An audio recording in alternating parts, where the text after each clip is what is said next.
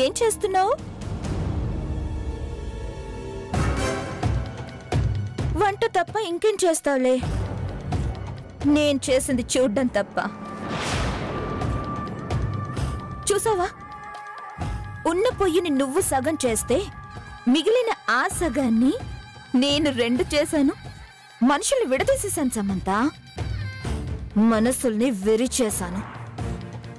పగిలిన మనసులో ఇక అతుక్కోవు.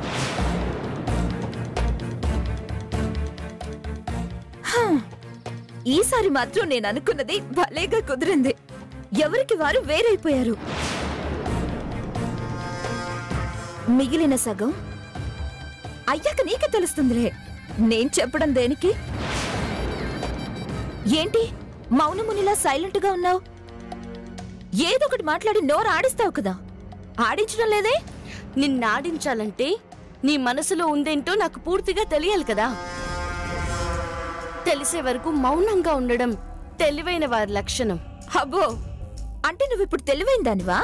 నేనెలాంటి దాన్నో నా గురించి తెలిసిన నీకు తెలీదా? ఆ తెలిసింది వేరు, ఈ వేరు పట్టాలు వేరు. పద్మవ్యూహం సృష్టించేశాను సమంత. మీరంతా అభిమన్యులే, తప్పించుకోలేరు.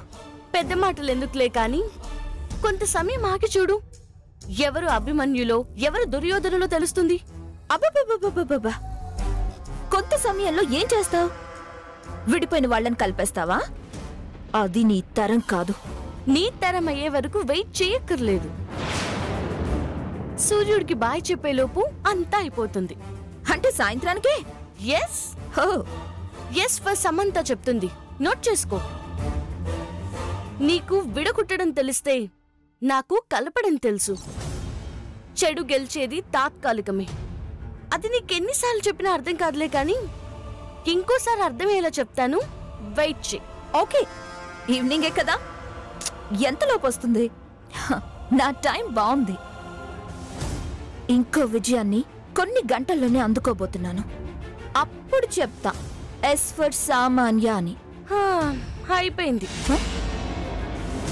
వంట.